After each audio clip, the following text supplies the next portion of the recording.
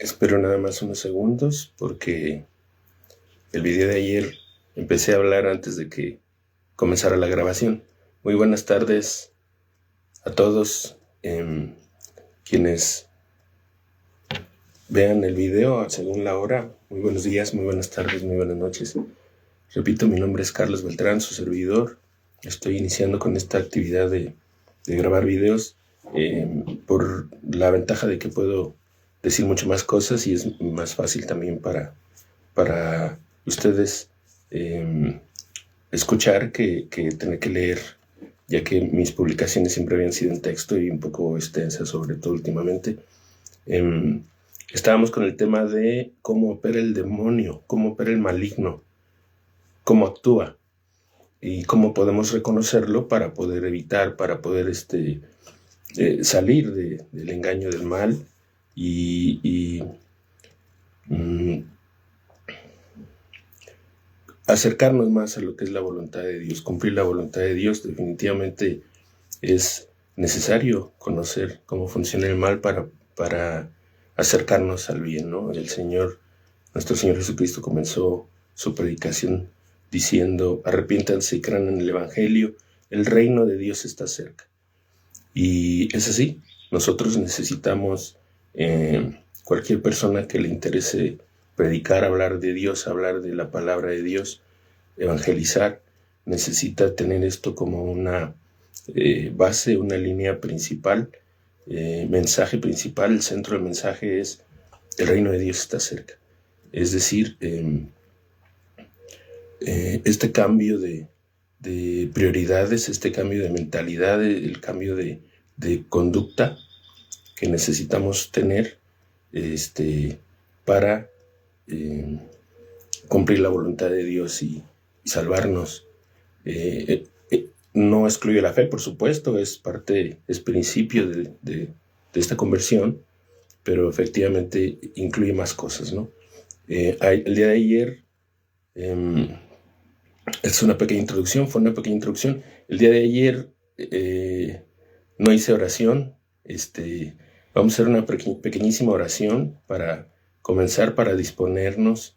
Quien me haga favor de ver el video junto conmigo, disponernos a recibir el mensaje de lo que Dios nos quiere decir, su Espíritu Santo, que llegue a nosotros y pueda sernos útil. Esta labor, pues efectivamente no es para mí, no tengo ningún interés yo personal en esto.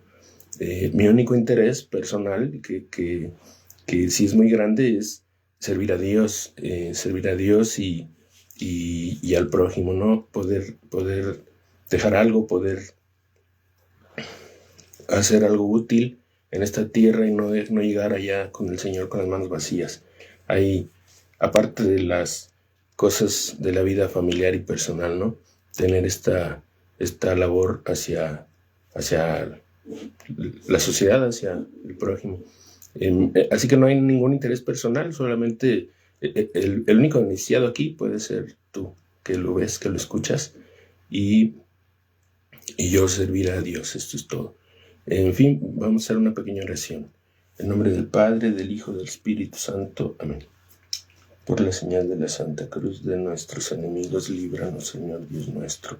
En nombre del Padre, del Hijo, del Espíritu Santo. Amén. Ven, Espíritu Santo, llena los corazones de tus fieles y enciende en ellos el fuego de tu amor. Envía, Señor, tu Espíritu Creador y todo se renovará en la tierra. Oh Dios, que has iluminado los corazones de tus hijos con la luz del Espíritu Santo, haznos dóciles a sus inspiraciones para gustar siempre del bien y gozar de su consuelo. Por nuestro Señor Jesucristo. Amén. Voy a tratar de seguir un guión un poquito más claro, más ordenado el día de hoy. Y tengo nada más 4 o 5 puntos específicos que quiero abarcar, pero son muy importantes. Va a ser necesario por lo menos un video más para hablar de otros 2 temas fundamentales y súper visibles en la sociedad, ya casi en todo el mundo. Lo que está pasando, ¿verdad? Que se acerca el fin de los tiempos, que no es el fin del mundo, ya muchos por ahí lo saben, y vamos a hablar de eso un poco más en los siguientes videos, pero hoy vamos a hablar de esta parte precisamente de la oración que se me pasó hacerla, pues no es casualidad, ¿no? También el mal, pues seguramente el maligno no le gusta que hagamos oraciones. La vida de oración es parte de del cristiano, tiene que ser parte de la vida del cristiano y es como el motor que va permitiéndonos avanzar. El progreso en la vida espiritual, el cristianismo centradamente, no es una línea horizontal, no es una línea vertical, es una espiral. Es una espiral en la que vamos avanzando, tenemos que ir aprendiendo, conociendo, convirtiéndonos, viviendo esta lucha contra el pecado, lo que decimos la vida de sacramentos, porque pues el ser humano tropieza, volvemos a tropezar y hay que volvernos a levantar, decía un padre, lo más pronto posible, y seguir en la lucha, rechazar el pecado y tratar de cumplir la voluntad de Dios. De eso se trata la vida del cristiano, y confiar, aparte de la fe en el Señor, confiar también en su divina misericordia. Pero la vida de oración pues es fundamental.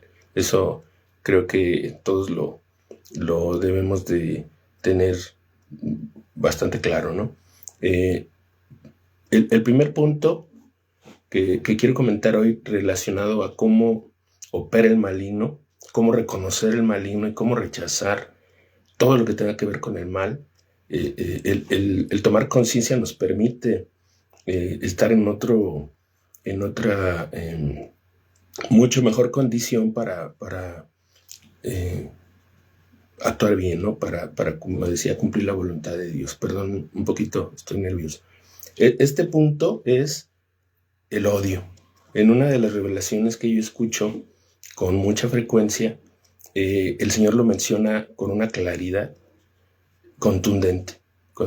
La manera más clara de ver la influencia del mal en una persona es el odio. Cuando una persona tiene odio, resentimiento, desprecio, es la forma más evidente de saber que ahí está actuando el maligno.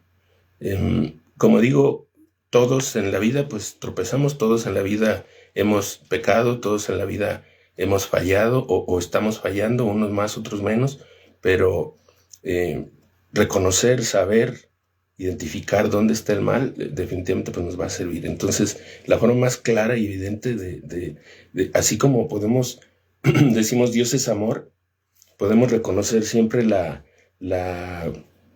acción de Dios en el amor.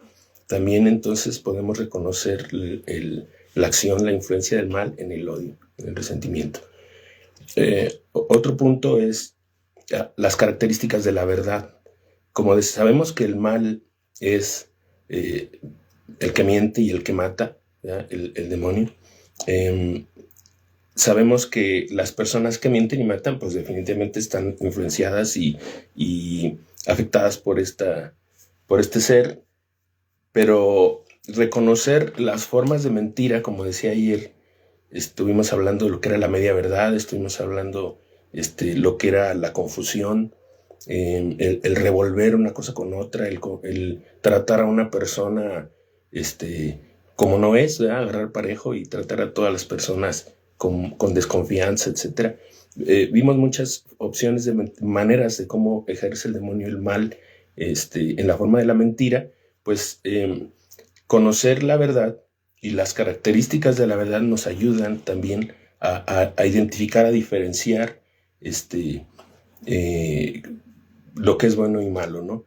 Y esto es una cosa que tiene dos utilidades muy grandes. Una es que es extremadamente clara para discernir muchísimas cosas que todavía ahora la gran mayoría de las personas no saben diferenciar, no saben reconocer. Esto va a ser sumamente útil para reconocer lo que es verdadero. Y La otra característica es que es completamente lógica.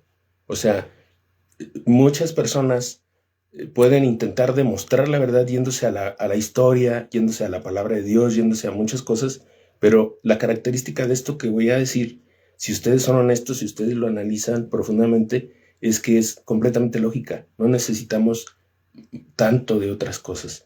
Bueno, esas características son unicidad. La verdad es una. Lo que es verdadero es uno. Dios es uno. Cuando Moisés le pregunta al Señor, ¿quién les digo que me manda? ¿Cuál es tu nombre? Dice el Señor, yo soy. Por supuesto tiene un sentido muy profundo y espiritual, pero involucra esta parte, ¿no?, del razonamiento de que la verdad es una, es lo que es, como decía ayer, la verdad es lo que es y es como es. Y tiene esa característica, lo que es verdadero, digamos, sobre todo en el tema espiritual, en el tema, la raíz de las cosas, lo que es verdadero es uno solo. Y el Dios es y el demonio no. El demonio intenta, el demonio copia, imita. Siempre es un intento de, no es una realidad, una verdad. La verdad tiene esta característica de la unicidad y tiene también otras dos características muy fáciles de reconocer, que es universal y es eterna. Lo que es verdadero aquí y en China, en todas partes, y es eterno. Es verdadero desde el principio y hasta el fin. Eso no va a cambiar. El Señor dice, por ejemplo, yo no vine a cambiar la ley, y hay de aquel que cambie hasta una coma de esto, ¿sí? La ley se cumplirá. Y eso ocurre con lo que es verdadero. Entonces es único, uno solo, es universal y es eterno. Entonces cuando nosotros hagan el esfuerzo, hagan el intento, hagan el análisis profundo en su mente, si creen que esto se cumple o no, antes de pasar a lo que sigue, porque lo que sigue ya es contundente y muchos no van a estar de acuerdo, sobre todo los que no son católicos. Entonces, hagan este análisis con toda honestidad, dentro de su espíritu. El Señor es uno. Del Señor dice, yo soy la verdad, el camino, la verdad y la vida. Y Dios es uno. Y no está hecho por manos de hombres. Los mismos hermanos separados lo repiten todo el tiempo, pero lo entienden como quieren. Entonces, así es la verdad. Es una y no está hecha, no la pueden inventar los hombres. Pasando entonces a la explicación ya más práctica y más material de esto, es lo siguiente. El mal no es, intenta. Y lo que el maligno inventa son muchas cosas. Por ejemplo, falsos dioses. Cuando en el inicio del despertar de la humanidad, por supuesto, todos tenemos alma, venimos de Dios. Aunque aún no, bautizados o no, todos tenemos alma. Venimos de Dios y esa alma desea a Dios. Desea a Dios. Esa alma ya estuvo con Dios antes de nacer. El Señor, el alma conoció lo que es el amor de Dios antes de nacer y anhela el amor. Y eso lo voy a mencionar en el último punto, que también es muy importante de este día. Recuerden eso, el alma anhela el amor de Dios otra vez. La presencia y el amor de Dios, estar llena de Dios. Cuando el niño nace y crece, es feliz porque siente la presencia de Dios, la alegría del alma de sentir a Dios con ella. Y extraña, busca a Dios. Entonces, en el inicio de los tiempos, de la conciencia de la persona, del hombre espiritual, pues el hombre tuvo la necesidad de inventar, vamos a decirlo así, de dioses, de creer en dioses, y que pues por ignorancia inventaban. Pero Dios elige a una persona que tiene fe, le pide una prueba de sacrificar a un hijo y no lo permite sacrificarlo. Y recordemos que Dios sí lo hizo. Dios sí sacrificó a su hijo. Seguramente tiene que ver con eso la prueba. Y por su fe, le concede a Abraham esta primera alianza. Posteriormente es una alianza con una familia y así sucesivamente. Tuvo un pueblo, se fue mostrando, se fue revelando, se fue dando a conocer al pueblo. Entonces, eso nos lleva a la humanidad de un amanecer en tinieblas, lleno de neblina, donde todos ignoraban el Dios verdadero y cada quien tenía sus creencias, a un amanecer completamente iluminado con un sol que quita toda la neblina, que desaparece toda la niebla, y entonces conocemos al Dios verdadero. Gracias a un pueblo, a una nación. Primero fue una persona, luego una familia, luego un pueblo, luego una nación. Es bien importante para los hermanos separados entender eso. Hay un avance, hay alianzas, y los acuerdos con Dios van cambiando, van evolucionando. En fin, gracias a ese pueblo conocemos al Dios verdadero, y como sabemos, Dios es uno. Entonces, por eso decía, la verdad es una, es lo que es y es como es. Aprendamos a conocer y a conocer eso. Eso no puede usted, hermano, vivir negando siempre la verdad y agarrar, como decía yo ayer, sus 10 versículos y decir, de aquí nadie me saca. Esta es mi verdad y de aquí nadie me saca. Eso es parte de la verdad. Pero la media verdad es una mentira. Decir, esta es la verdad y rechazar todo lo demás es una mentira, es vivir en el engaño. Decía yo, es palabra muerta, porque la Biblia, el Apocalipsis lo dice, le dice el Espíritu a Juan, a San Juan, cómete el libro, cómetelo. Inclusive le habla a San Juan como lo que él experimenta, ¿no? Pero la palabra de Dios es así, es para comérsela, es para entenderla y es para vivirla, no es para cargarla y atacar a los demás con ella. Es para entenderla y vivirla. Por eso dice San Pablo también, ya es una ley, ya no en tablas de piedra, en personas, con un espíritu. Es un espíritu que da vida y da libertad. No es una letra que nos mantiene cerrados y testarudos a todo lo que sea verdad y a razonar por nosotros mismos. Cuando nosotros conocemos la verdad, aprendemos a reconocerla en la vida, en la conversación, en la sociedad. Y como decía yo, el bien y el mal.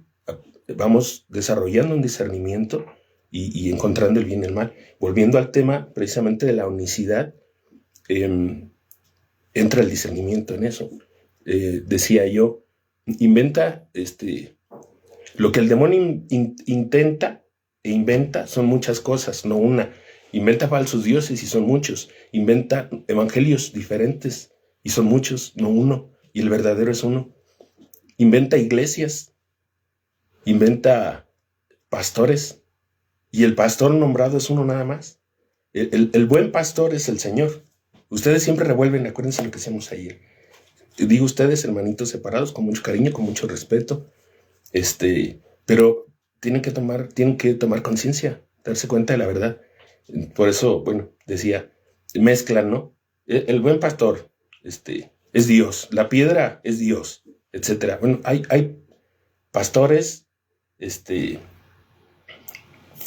ovejas, está el buen pastor, la palabra de Dios obviamente se refiere al Señor, y están estos pastores que también la palabra de Dios dice, no llamarás a nadie padre, dicen ustedes, pues también dice, no llames a nadie guía, y ustedes lo llaman pastor como un sinónimo de guía. Pero bueno, el único pastor nombrado por el Señor para su iglesia, nombrado, estoy diciendo nombrado, no el buen pastor. El pastor nombrado por el Señor es Pedro. Al cambiarle el nombre lo está nombrando, le está dando un trabajo, una función, un nombramiento, como decir, tú vas a ser el presidente. Es un nombramiento. El Señor le dio un nombramiento a Pedro. Y el pastor nombrado es uno, nada más. Entonces, así, lo mismo ocurre con iglesias, evangelios, doctrinas, y etcétera. Y con el discernimiento. El discernimiento no es... El relativismo abunda desde unos años, décadas para acá, y es decir, bueno, tú piensas eso, esa es tu verdad, eso es tu opinión, yo tengo mi verdad, o yo tengo mi manera de pensar, cada cabeza es un mundo, etcétera. Pues es una manera, cobarde de sacarse la responsabilidad de dialogar y de razonar. Pero cuando nosotros somos honestos, y pensantes y libres, como decía, no cerrados, sino libres para la verdad y la razón. La mente está hecha para la verdad, el corazón para el amor y la mente para la verdad y para razonar. Entonces, cuando nosotros somos libres, platicamos. No decimos, tú sabrás, esta es tu verdad, eso es lo que piensas. No, la verdad es una. Y por lo tanto, la razón también es una. Cuando nosotros realmente razonamos, vamos encontrando la verdad y coincidimos con aquellos que buscaron la verdad. Y cuando razonamos y encontremos el discernimiento de lo que es correcto y lo que no, tenemos que también coincidir con aquellos que lo encontraron. Por eso decía ayer también, San Pablo nos dice que su pensamiento sea uno y su sentimiento también sea uno. Entonces, también el discernimiento entra en esto, y estoy hablando lógicamente, nada más. No estoy hablando ni de historia, ni de, bueno, algo de palabra de Dios, pero para darle autoridad y respaldo a lo que estoy diciendo. Pero si pensamos con libertad, con inteligencia, con honestidad, pues es así. La verdad es una, y también entonces todo lo demás, la iglesia, el evangelio, la doctrina y el discernimiento. Esto también ya abarca la parte de San Pedro, así por encimita, cuando gustan lo vemos a detalle, y del relativismo también ya lo hablamos. El siguiente punto es algo también que tiene que ver mucho con los hermanitos separados, con todo respeto, con todo cariño. Yo sí me importa mucho y lo menciono mucho porque en mi caso particular, mi hermano, en paz descanse, tiene poquito que falleció, él pues no lo pude recuperar nunca el tema de la fe, y sí me pudo, pero no sé por qué a mí siempre me ha llamado mucho la atención esto, y más cuando mi hermano y mi papá, hace muchos años, eligieron salirse de la Iglesia Católica. Yo creo que Dios, en su sabiduría, en su misericordia, pues está mucho más allá que nuestro entendimiento, y pues yo tengo mucha fe en Dios de que sé, no solo la fe, sino sabemos que es justo y sabio. Entonces pues yo también hago mucha oración por ellos, porque estén ahí con Dios. Pero bueno, me interesa y siempre muchos de mis razonamientos están enfocados también a sus errores, perdón por decirlo, a sus errores de ellos. Y uno de ellos es y tienen que verlo, tienen que reconocerlo, sean honestos. El demonio no solamente nos tienta para pecar, para fallar, para hacer el mal. Y el mal no es solamente la idolatría o las cosas externas que ustedes siempre tratan de ver. Tengan bien claro esa parte. El mal no es solamente lo visible y lo externo.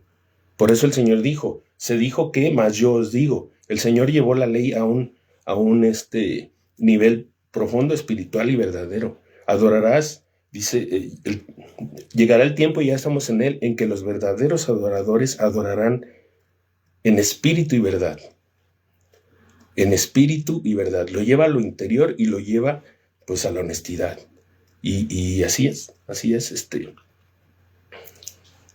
Tengamos eso presente, cumplamos con eso, cambiémonos al nivel espiritual interno verdadero. Entonces, el punto es no solo tienta el mal, sino que después se vuelve un juzgador y un acusador. Desde el principio, en el paraíso, el demonio ya estaba acusando a Dios de mentiroso. La víbora estaba acusando a Dios de mentiroso y maliciosamente mete la idea en la persona de juzgar, y entonces la persona influenciada por el mal se hace sumamente juzgadora y acusadora. Y el mismo Apocalipsis dice, fue lanzado el acusador de nuestros hermanos. ¿A quién creen que se refiere? Entonces, tengan mucho cuidado con eso, o sea, identifiquen claramente la acción del mal en esa actitud de juzgar y acusar. Ustedes se defienden diciendo, es que también aquí dice, juzga con justo juicio.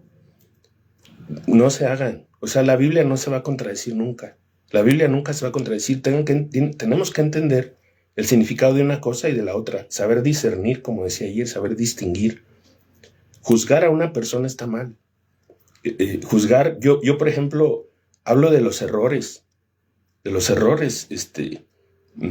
muchas veces del protestantismo o de nosotros como personas en nuestro razonamiento, pero no estoy acusando a una persona en particular o etiquetándola o sí, como diciendo ya se va a perder, es un pecador, etcétera. Eso es farisaico. Entonces, juzgar personas está mal. La Biblia pues dice claramente, no juzgues y no serás juzgado. Dice, si tienes misericordia, tendrás misericordia. Si no tienes misericordia, no vas a recibir misericordia. Entonces, sí hay que amar a Dios y la ley, pero tenemos que amar también al prójimo, o sea, porque Dios lo ama. Y si Dios lo ama, no podemos nosotros llegar a Dios juzgando, acusando, rechazando y teniendo por malos a todos los demás como el fariseo en el templo, ¿no? Entonces, reconozcamos nada más esa parte de cómo el mal también actúa siempre en lo que es juzgar y acusar. Es una cosa que provoca siempre que la persona no solamente acuse, sino acose. Está acosando constantemente a la otra persona, lo está atacando, destruye reputaciones. El mal destruye la reputación de las personas y es pecado. O sea, no veamos solamente los pecados externos, como decía yo. Destruir la reputación de una persona es pecado. Si es mentira, se llama calumnia, y si es verdad, se llama difamación. En cualquiera de los dos casos es pecado. Y reconozcamos, aprendamos a ver el actuar y la influencia del maligno, también en esas actitudes de juzgar y acusar.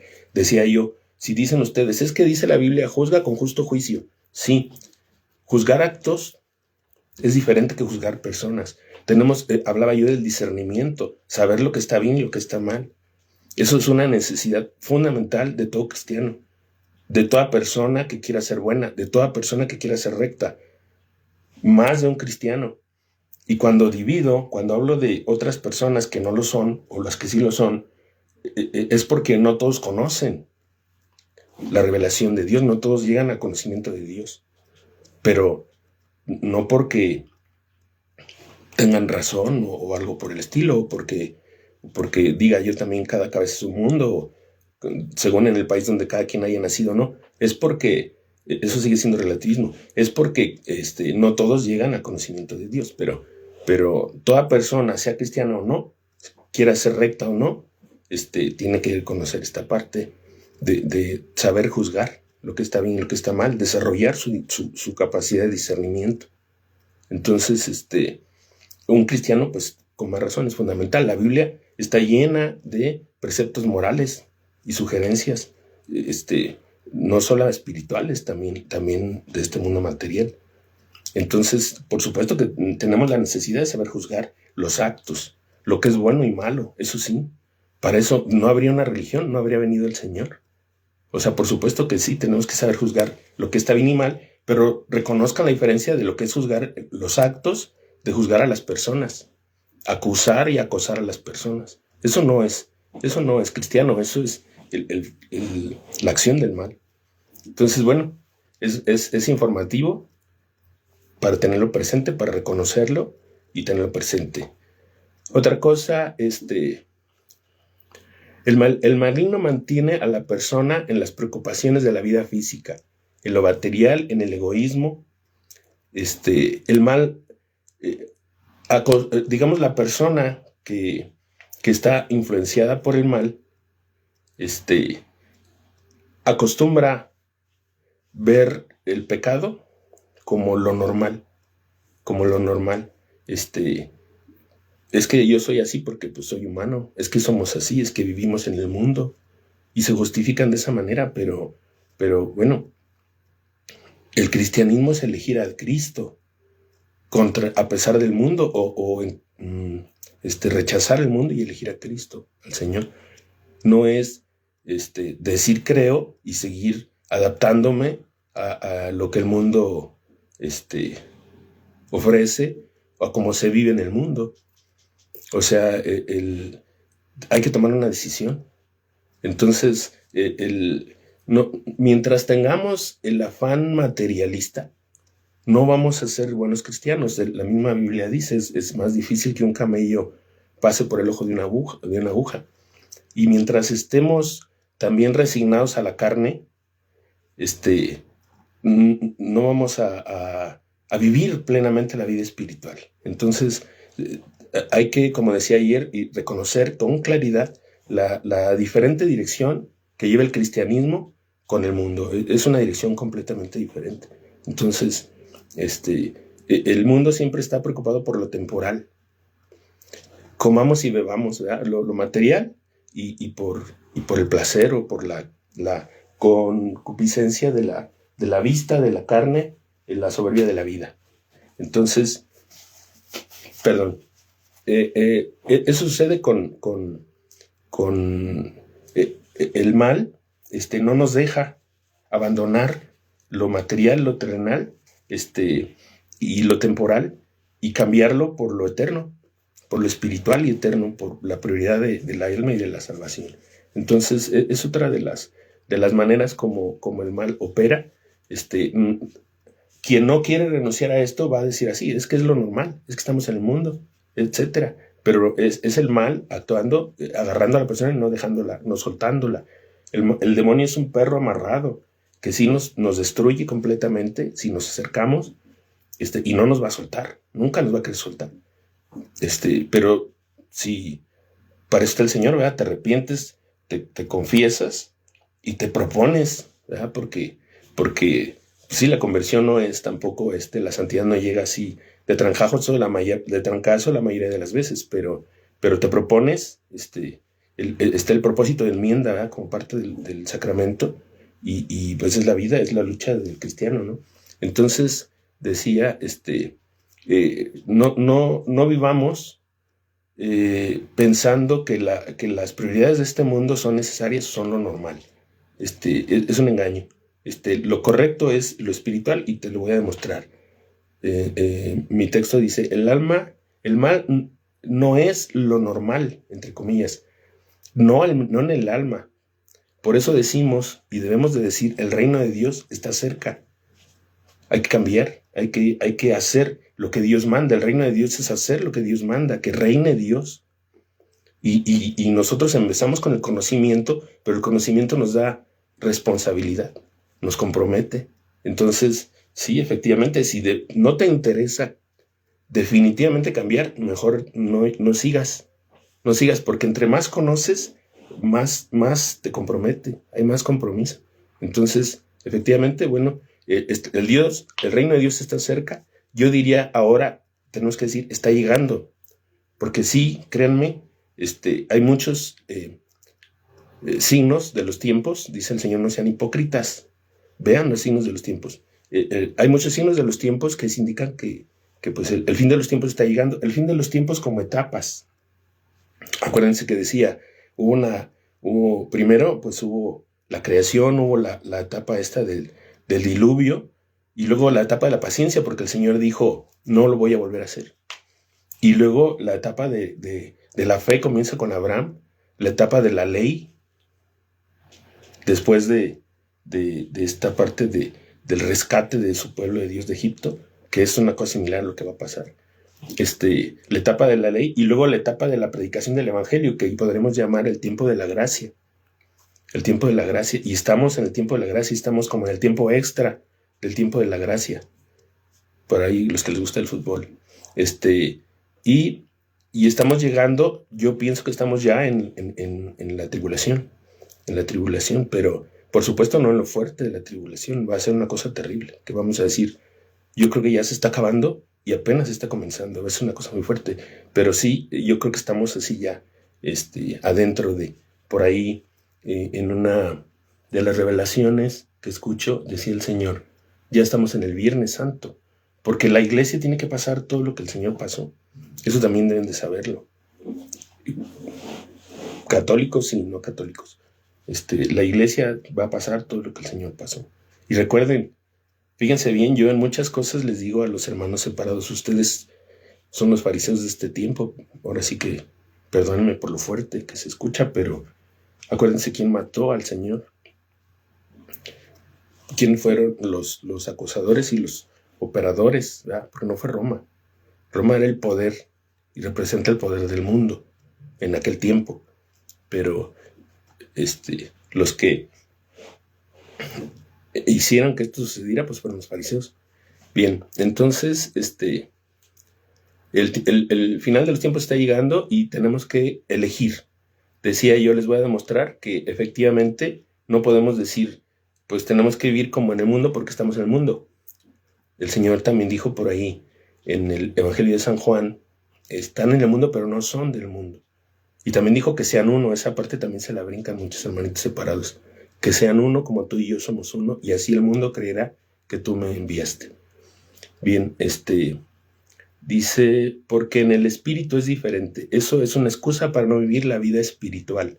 El mundo es opuesto a lo espiritual. Lo eterno está antes que lo temporal. Tenemos que conocer, reconocer y elegir. Lo eterno por encima de lo temporal, lo espiritual por encima de lo físico y lo material. Vine a traer la guerra, dijo el Señor, no la paz, no vamos con el mundo. También lo mencionaba ayer. El cambio de prioridades es una necesidad para el cristiano. Dice, entrando ya al meollo del asunto, dice, quien ama más a su padre, a su madre o a sus hijos que a mí, no es digno de mí. Así lo dijo el Señor, ustedes lo saben. Y esta parte también es la contundente.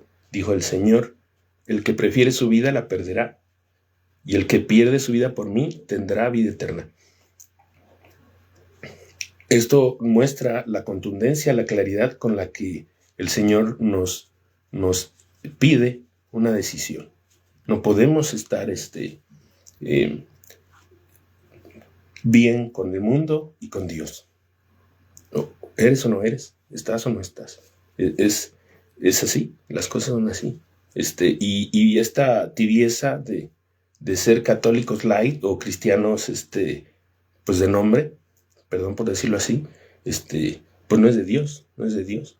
Por eso decía yo ayer, o sea, no es conocer cómo operar el mal para no caer en sus engaños, no, para salir, porque todos hemos sido afectados, todos de alguna forma, en algún momento de nuestra vida, o estamos en alguna medida siempre manchados, pues estamos en el lodo, ¿verdad? Vivimos, el mundo es así, y los malos es una de las cosas que ojalá podamos verlo mañana, si Dios con a detalle, así como los que creen en Dios, los que aman a Dios, intentamos, me voy a incluir, traer el reino de Dios a la tierra. Los malvados están trayendo el infierno a la tierra, eso ténganlo por cierto. Y por eso pues es que decía yo, estamos muchos afectados por el mal en menor o mayor medida, pero conocerlo y reconocerlo es bueno y nos permite elegir mejor, distinguir, nos permite distinguir, decía yo. Así es como llega la sabiduría, por medio de discernir, separar, distinguir las cosas. Entonces, bueno, ahí está. Y el fundamento, la parte fundamental de este punto, pues es elegir la vida eterna, elegir a Dios. Y si no lo decidimos completamente ahora, por lo menos saber que Dios nos pide esa decisión, tenerlo presente, que Dios pide que nos decidamos, porque no es como el cristianismo, la fe, la sabiduría, la verdad, y la vida espiritual y la salvación no es de la mano del mundo, entendámoslo bien. Bien, el último punto que quiero comentar hoy es y es también súper importante. A pesar de no estar en el primer video, de no ser el primer punto de hoy, es súper importante. Ojalá, lo digo de todo corazón, sobre todo los padres de familia, lo tomen muy en cuenta este punto. Y los jóvenes por ahí que tengan oportunidad de ver este video. Es la depresión. El maligno le gusta mucho eso. Es muy del maligno llevarnos por un camino de tristeza y desolación. Decía yo al principio, no quiere decir que toda tristeza o toda depresión tenga que ver con el mal, pero sí es una de las cosas que muy marcadamente él hace. Decía yo al principio, y es el principio de este tema, que el alma antes de nacer está con Dios, conoce a Dios, Dios es amor y Dios le da su amor a esa alma. Y lo que el alma elija hacer con ese amor, ese es el propósito de su vida. Muchas personas no saben cuál es el propósito de su vida, pero siempre tiene que ver con el amor. Y antes de nacer ya tenía un propósito que tiene que ver con el amor. Unos cantan, otros hablan, oran, o sea, oradores, otros, pues sí, dedican su vida a la oración, ¿verdad? El otro sentido, y así sucesivamente. Otros trabajan en una cosa, en otra, otros enseñan. El propósito profundo espiritual de cada persona tiene que ver con el amor, y estaba elegido por esa misma persona desde antes de nacer, y por Dios posiblemente. Entonces, nacemos con esa presencia de Dios, con la gracia, con la felicidad, con la alegría. Sí existe el pecado original, eso es también una verdad, pero por eso no somos como estaba planeado por Dios antes de Adán y Eva. Somos como quedamos después del pecado capital, pero del pecado sí, de Adán y Eva, pero sí hay alma y hay gracia de Dios en toda persona nacida, ¿verdad? Entonces, crece el niño con alegría y con la compañía de Dios, y con la conciencia de esa compañía lo percibe, no una conciencia mental, sino una conciencia sensorial de que percibe la presencia de Dios y el gusto, la gracia, o sea, el gusto de Dios con esa persona, que está contento Dios, con el contento de Dios, percibe el contento de Dios en su ser. Acuérdense cómo el Señor, Dios Padre, dice cuando nuestro Señor Jesucristo es bautizado: en Él tengo todas mis complacencias. Por eso digo el contento de Dios. No estamos como antes de Adán y Eva, antes del pecado, pero sí estamos, nacemos con el contento de Dios. Y decía yo también, estamos en el mundo, en el lodo, pues todos nos manchamos, nos ensuciamos. Conforme el pequeño va creciendo, va perdiendo esa gracia, esa presencia, ese contento de Dios, esa felicidad. Y el punto de la depresión de muchos jóvenes es que lo sienten, pero no lo entienden.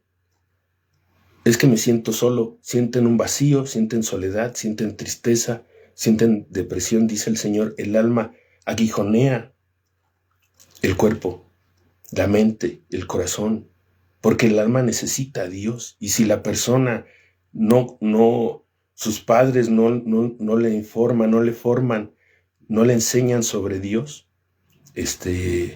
no sabe cómo recuperarlo, cómo recuperar esa alegría. Y siente la tristeza y no sabe qué hacer con ella. Muchos padres, inclusive la mayoría, no sabe, no se entera de la tristeza de sus hijos, de la depresión que puedan tener sus hijos, pero cuando algunos se enteran, tampoco saben qué hacer, porque no entienden tampoco lo que está pasando. Falta muchísima formación, falta muchísima evangelización. A ti que me escuchas, te invito a que lo tomes en cuenta. Ojalá y puedas ayudar con la evangelización, si no estudiando y evangelizando, por lo menos compartiendo, ¿verdad? Donde notes que hay verdad y el mensaje santo de Dios. Bien, sucede eso, y el joven con frecuencia crece con esta tristeza, con esta depresión, y la presión crece también. Y como digo, no saben qué hacer. El suicidio es una cosa terrible, es un pecado muy grave. Dice el Señor que no tiene perdón, y pues ¿quién va a contradecir al Señor? O sea, es un pecado terrible. Aunque Dios en su sabiduría, tengo que aclararlo, Los actos del Espíritu, los movimientos del Espíritu solo lo sabe la persona y Dios. Quizás más todavía Dios que la persona. Entonces, sí, puede haber un último momento de arrepentimiento, puede haber, definitivamente hay inocencia con frecuencia también en la persona. ¿Qué lo lleva a tomar una decisión? ¿Qué lo lleva a actuar así? ¿Qué lo lleva a alejarse? No puede la persona nunca, tú joven que me escuchas, poner la culpa completamente en el exterior y en los demás. Definitivamente tienes responsabilidad. Pero lo que estoy diciendo ahora es que Dios sabe también que no es toda la responsabilidad, que también hay personas que a veces orillan a otros a esa tristeza, a ese abandono, ¿verdad? Se sienten abandonados, a ese dolor, a esa tragedia y a tomar ciertas decisiones. Jamás está justificado, o sea, sí, que quede bien claro, o sea, es un pecado terrible, siempre hay que evitarlo, pero hablando de las personas que lo han cometido, tampoco puedo asegurar yo que se pierden, por lo menos todas, o sea, porque Dios es justo siempre, y es sabio y santo, comprensivo, mucho más que nosotros. Pero también la justicia de Dios es impecable. Entonces, no se confíen, o sea, y jóvenes y padres de familia, tomen esto como una urgencia, como una prioridad, como la máxima prioridad terrenal, familiar. Esto es una cosa fundamental. ¿Y cómo salimos de esto? El punto que quizás algunos se pregunten, y el punto fundamental es cómo salimos de esto. Bueno, pues ahí va el tesoro de la Santa Iglesia, la presencia de Dios. Dios, el Emmanuel, es Dios con nosotros. Dios se quedó con nosotros, dice San Juan. La palabra se hizo carne y puso su tienda entre nosotros. Una tienda en aquel tiempo es una morada, se refiere a una morada, un lugar donde vivían. El Señor puso su tienda entre los hombres, dejó una iglesia. La iglesia es una institución física que el Señor creó, instituyó. San Marcos 3:13 dice, los instituyó. Creó una institución el Señor con personas físicas específicas con nombre y apellido. La palabra se hizo carne y la carne, el Señor en carne se quedó en una institución en carne. En una institución en carne. Por supuesto, hermano separado, que todo lo confundes. No es el templo material de concreto, pero sí es una institución de personas físicas. No es tampoco una cosa espiritual que tú puedes decir, yo voy a organizar aquí la iglesia soy yo, somos nosotros y aquí en mi casa vamos a hacer porque es congregación, nos vamos a congregar. No es un ente espiritual, dice San Pablo, si no me equivoco, esos que creen en ángeles, si un ángel te habla, etcétera. Hay varias citas donde aclara, donde si entendemos con honestidad, nos aclara que la iglesia no es una cosa espiritual, donde yo me reúno donde quiero, cuando quiero, con quien quiero, me salgo de una y me meto a otra y hago lo que quiero. Es una institución física específica que el Señor dejó. Bueno, es un punto que salió a colación por lo de la solución del problema de la depresión. La solución del problema de la depresión son los sagrados sacramentos. Esa es la solución. El Señor dejó instituidos también 7 sagrados sacramentos que son bíblicos. Y los dejó instituidos. Y dejó autoridad solamente a ciertas personas. Los pecados que ustedes, no lo dijo a todo el mundo, lo dijo a los apóstoles. No saquen las cosas de contexto. Los pecados que ustedes perdonen serán perdonados, los que no. Cuando uno se confiesa, volviendo al tema de la depresión, cuando uno se confiesa se libera de muchas cosas. Nosotros, como humanos, con frecuencia un pensamiento muy limitado, egoísta, mezquino a veces, estamos acostumbrados a poner siempre la culpa en el exterior, en los demás, o en la vida, en el destino, pero no en nosotros. En fin, cuando uno se confiesa, aunque pensemos que la culpa 99% está en los demás o en el exterior, ocurre una cosa maravillosa. Obviamente, confieso mis culpas y quedo descanso de eso, pero ese descanso es tan grande que podemos notar que efectivamente todo el universo cambia cuando uno cambia. Entonces, digo, esa es una frase, no la tomen literal al 100%, es un decir de mucha gente en la actualidad, pero podemos ver un poco así las cosas. Al menos mi sentir sí cambia mucho cuando yo doy el paso de cambiar, de confesarme. Y la confesión, el Señor dijo cómo, Dios dice cómo es la confesión, cómo es el perdón de los pecados, no a la persona, no el hombre. No me voy a confesar con un pecador igual que yo o peor que yo. Para juzgar, como dije, eso no es de Dios. Y para eso, pues sí, entre más ignorantes son más buenos para juzgar, pero la forma para el perdón de los pecados la puso Dios. Y eso implicaba humildad, una pequeña humillación de reconocer un pecado ante alguien. Porque yo me confieso con Dios, no te hagas tonto, Dios sabe mucho más que tú tus pecados. Porque el nivel de conciencia que puedas tener no es como el de Dios. Entonces Dios conoce tus pecados mejor que tú, tus necesidades y todo, lo dice la Biblia. Entonces, ¿qué le vas a confesar a Dios? Que no sepa. Dios, la forma como lo puso, y eso es desde antes de nuestro Señor Jesucristo, desde Moisés, el pecado se confiesa ante una persona que también es pecadora, también dice la Biblia, el sacerdote viene del pueblo, es del pueblo y es humano y peca y ofrece sacrificios por sus pecados y los del pueblo. Eso es una cosa muy, muy, muy demoníaca, terrible, horrible, eso que digan de que no me confieso con un pecador. Pero bueno, la confesión entonces la puso Dios, implica este acto de contrición ante una persona, esta humildad de reconocerme pecador y sacar con honestidad aquello malo que hice para dar paz a mi espíritu y gracia de Dios, volver a ser, tener el contento de Dios nuevamente. Entonces, esa es una de las cosas, y un sacrificio. Por eso era un pichón, un corderito, no sé, un buey, no sé, con precisión qué se ofrecía y por qué, pero sí se hacía el reconocimiento del pecado y el ofrecimiento para sacrificar algo, porque pues tiene que haber también esta parte, ¿no? De que te cueste algo, ¿no? De trabajo, de que te pueda, no que lo entiendas, el confesarte como una cosa simple, exterior, vana, vacía, inútil. Al contrario, tiene que ser una cosa pues penosa, un poco difícil. Dios pone la manera y la puso, y no discutamos con Dios, ¿no?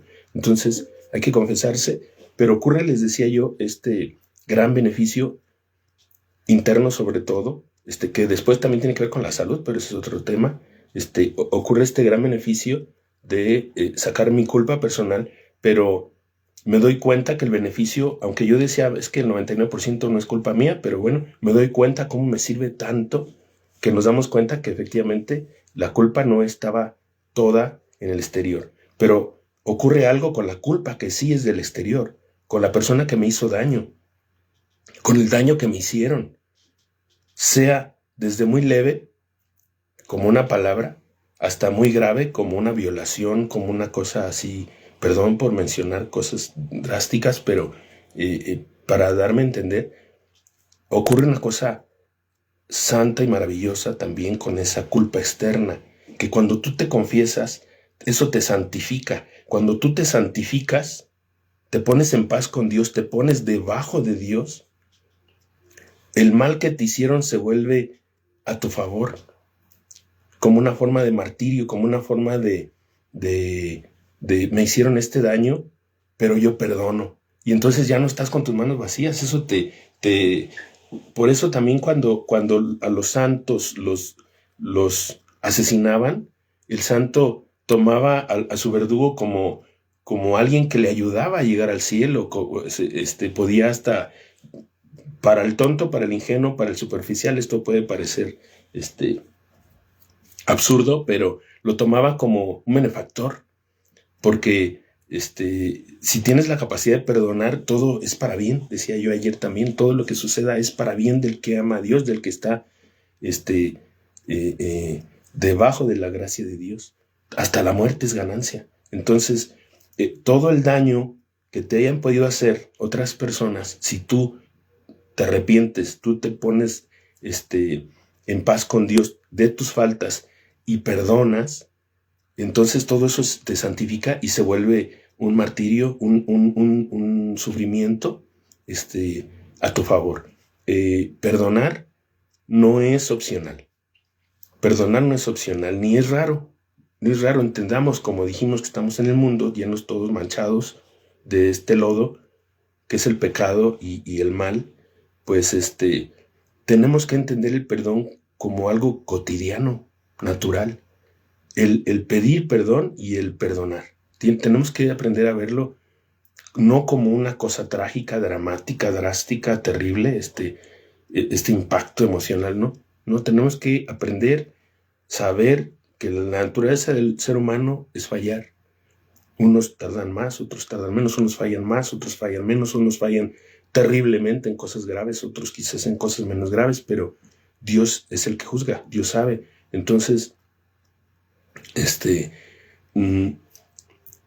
aprendamos a ver el perdón como algo cotidiano, normal, que tenemos que vivir así. Porque este alimento del resentimiento no es de Dios.